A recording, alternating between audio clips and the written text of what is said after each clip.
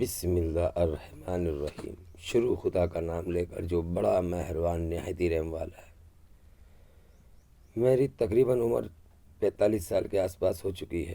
میں نے اپنا ہوش سنبھالا ہے تو گاؤں کے اندر ہی میں پیدا ہوا ہوں، اور جب میں جس جگہ میں پیدا ہوا اس جگہ میں نے دیکھا ایک اچھا بھائی چارہ، ایک دوسرے کے لیے جان دینے کے لیے تیار، کسی سماج میں نفرت نہیں، ہر سماج کے اندر ایک دوسرے کے لیے عزت تھی۔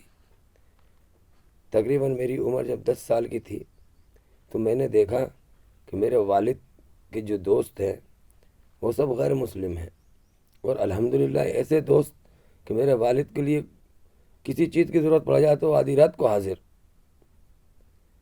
اور میرے والد بھی ان کے لیے حاضر۔ کوئی طریقے کا کوئی نفرت نہیں، کوئی ہندو کوئی مسلمان نہیں، سب ایک ساتھ رہتے تھے۔ بڑا بہترین نظام چلتا تھا۔ لیکن جب سے یہ دجالی جال ہمارے اوپر بچھایا گیا، شیطان ابلیس نے اپنا جال جو بچھایا تو اس نے ہمارے اندر نفرتیں پیدا کر دی،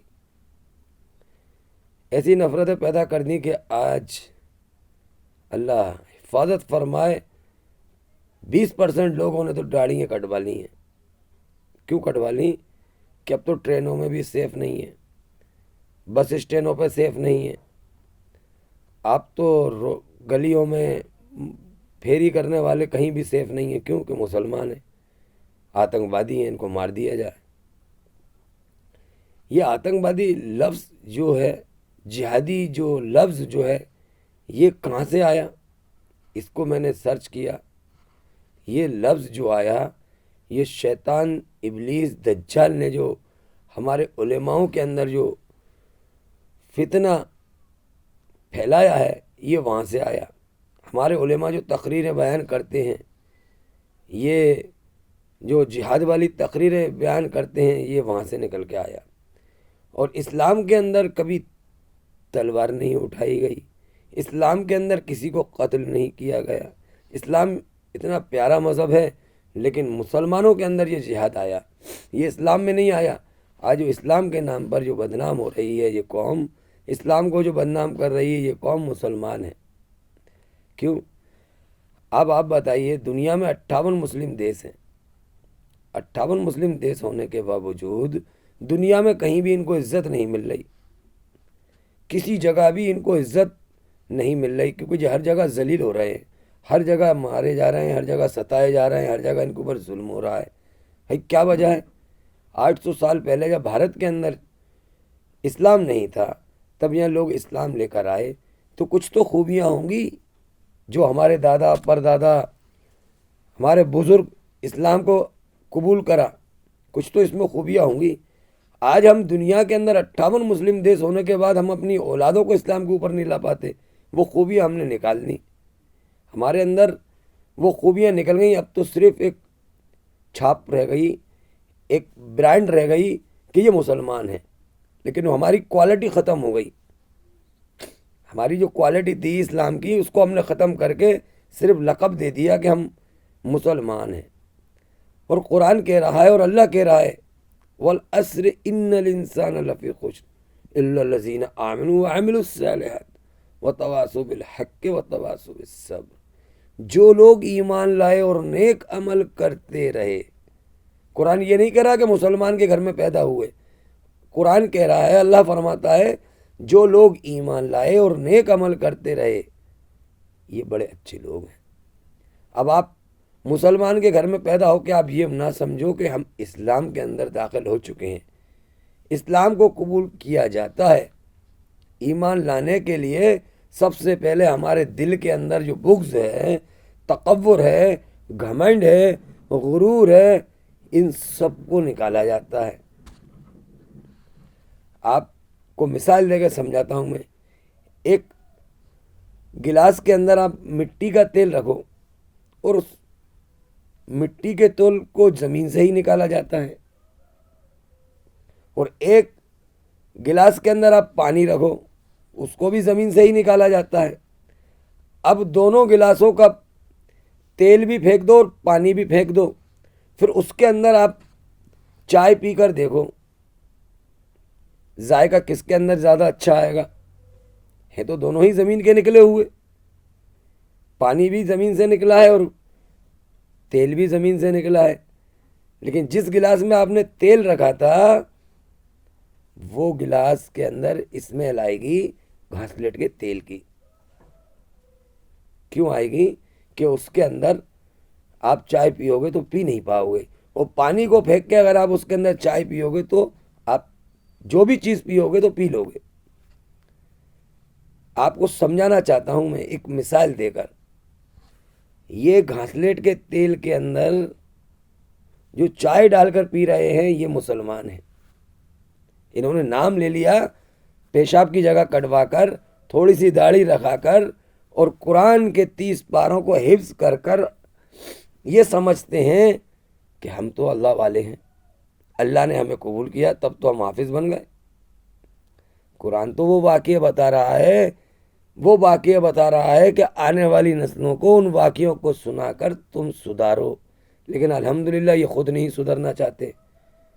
یہ چاہتے نہیں ہیں کہ لوگوں کو بتا دیں کہ یہ گھاسلیٹ کا تیل ہے، اس میں اسمیل آنے لگی، یہ وہ پانی کا گلاس سمجھ کر اس کے اندر چیز ڈال کر پی رہے ہیں، اس میں اسمیل آنے لگی، اس میں بدبو آنے لگی۔ ان کے اعمال بد اعمال ہو چکے ہیں، ان کی خواہشیں دنیا میں زیادہ ہو چکی ہیں، یہ دنیا میں لذت اور زینت چاہتے ہیں، دنیا میں اپنی تعریف کرانا چاہتے ہیں، اور رب کہہ رہا ہے کہ سب طرح کی تعریف میرے لیے ہے۔ جب اس پروردگار نے کہا ہے کہ تمہارے پاس بہترین نمونہ بھیج دیا قیامت تک کے لوگوں کے لیے، قیامت تک کے لوگوں کے لیے، اب آپ کو انہی کی نقل اتارنا ہے، لیکن یہ عالم مولوی کہتے ہیں کہ آپ ہمارا حکم مانو، ہمارے مطابق زندگی گزارو۔ یہ ڈائریکٹ کہتے نہیں ہیں کہ نبی کا طریقہ تمہارے لیے بہتر ہے۔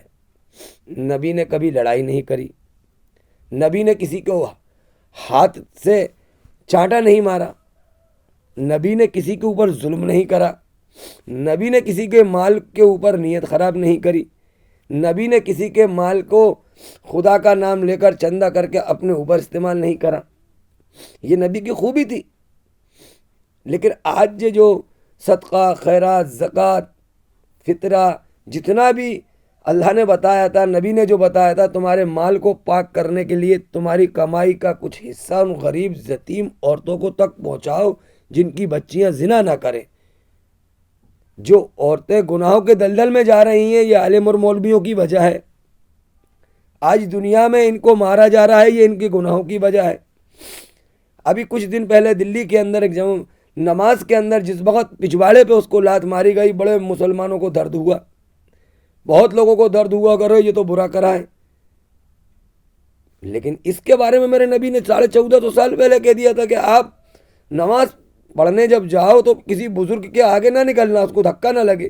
آپ نے یہ نہیں کہا تھا کہ ہندو ہو یا مسلمان ہو، کسی بھی بزرگ کو، کسی کے بھی رستے کو تنگ نہ کرنا، راستہ تنگ نہ کرنا، اور اپنی نیچی نگاہ کر کے چلنا تاکہ تمہیں ٹھوکر بھی نہ لگے، تمہیں دکھ جائے کہ میں کس جگہ سے نکل کر جا رہا ہوں۔ اونچی نگاہ سے نہ دیکھنا تاکہ تمہیں دنیا کی لذت دماغ میں نہ آ جائے کہ اور بڑی عالیشان بلڈنگیں بنی ہوئی ہیں، بڑا پیارا مکان ہے قمر بھائی کا، بڑا خوبصورت گاڑیاں کھڑی ہوئی ہیں۔ آپ نیچی نگاہ کر کے جانا تاکہ اللہ کی طرف آپ جا رہے ہو۔ یہ نظام میرے نبی نے بتایا تھا۔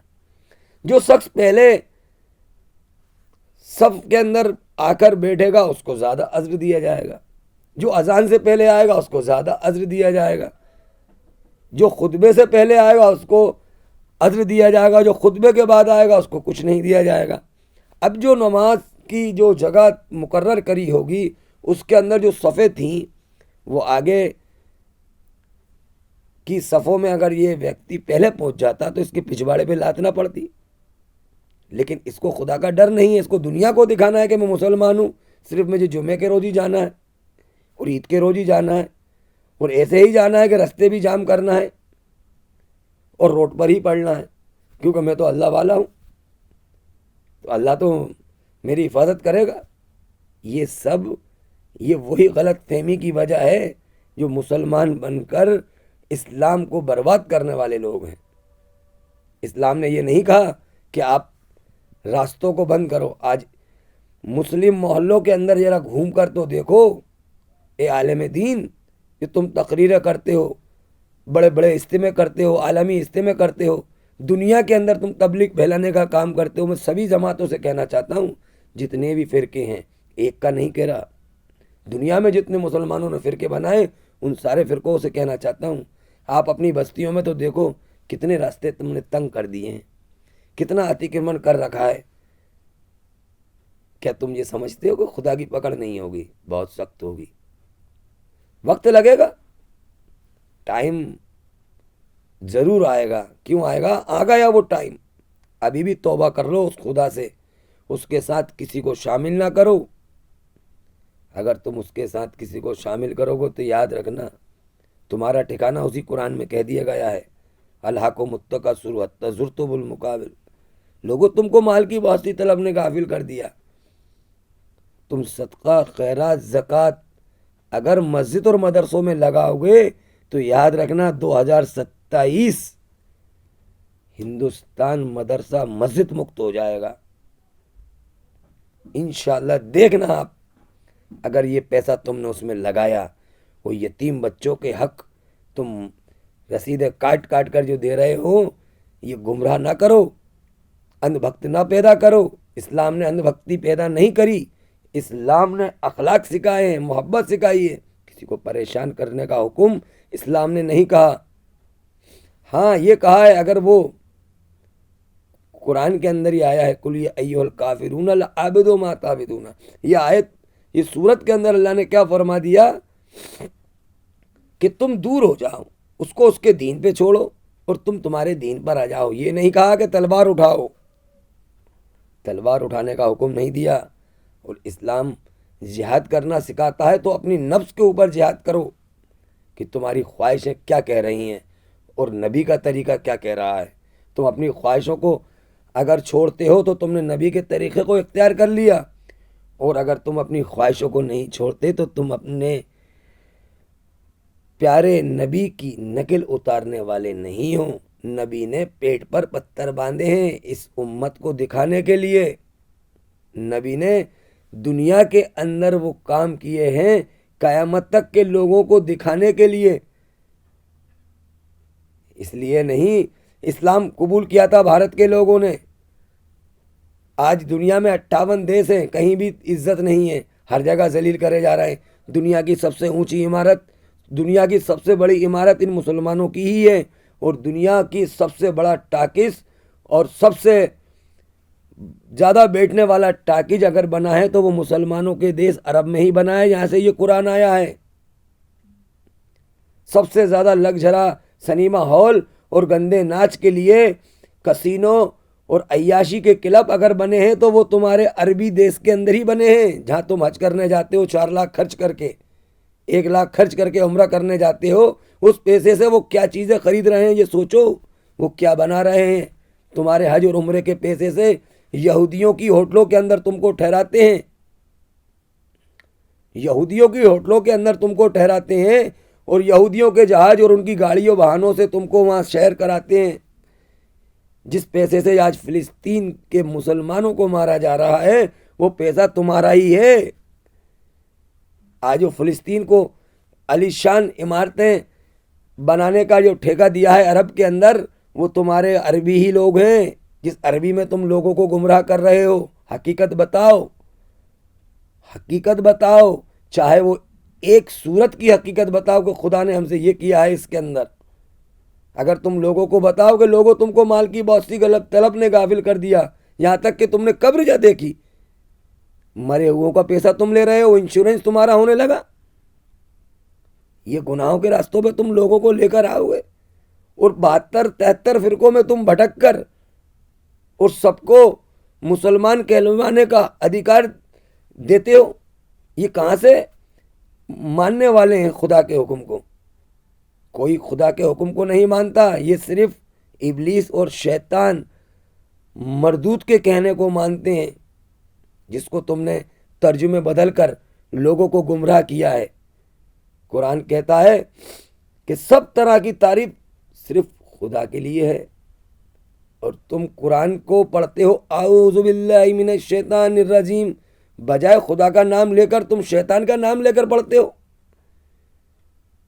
شیطان کو تم پہلے بلاتے ہو کہ ہاں بھائی میں قرآن پڑھ رہا ہوں، تو میرے ساتھ بیٹھ۔ قرآن کی کس سورت کے اندر اعوذ باللہ پہلے لکھی ہوئی آئی ہے، پہلے تو یہ بتاؤ۔ جب نبی سے کہا جبرائیل علیہ السلام نے پڑھو اپنے پروردگار کا نام لے کر، اقرا بسم ربک الذی، تو نبی نے کہا بسم اللہ الرحمن الرحیم، شروع خدا کا نام لے کر جو نہایت ہی رحم والا ہے، الرحمن الرحیم، نہایت ہی رحم والا ہے۔ لیکن تم شیطان کو پکارتے ہو پہلے، اعوذ باللہ من الشیطان، کہ آ میرے مالک، میرے شیطان، تو مجھے تیرا پیارے چاہنے والوں میں قبول کر لے، ہے نا، تو میری حفاظت کر۔ یہ الفاظ بدلو، یہ تمہارے زبان کے الفاظوں کی وجہ سے تمہارے اوپر دجال کا جال بچھا دیا گیا۔ وہ دجال کا جال بچھانے میں سب سے زیادہ پیروی اور رہبری ان عالم دینوں نے کری ہے، سبھی دھرموں کے، سبھی فرقوں کے عالم دین، ایک فرقہ نہیں بول رہا میں، سبھی فرقے، مسلمانوں میں جتنے فرقے ہیں، ذرا غور کرو، اتنا پیارا اسلام جو دنیا کے اندر اللہ تعالیٰ نے سب سے بہترین اگر کوئی مذہب کو پسند کراتا تو وہ اسلام کیا تھا؟ نبی محمد کا طریقہ، اس کے اندر سب کا طریقہ آ گیا، حضرت ابراہیم کا طریقہ آ گیا، حضرت نوح کا طریقہ آ گیا، حضرت موسیٰ کا طریقہ آ گیا، حضرت عیسیٰ کا طریقہ آ گیا، اور کچھ رہا تو میرے نبی جن کو آخری نبی کہا گیا ہے، آخری نمونے، اب ان کے بعد کوئی نمونہ نہیں آئے گا، ان کے بعد کوئی نمونہ نہیں آئے گا دنیا کے اندر، ان کے بعد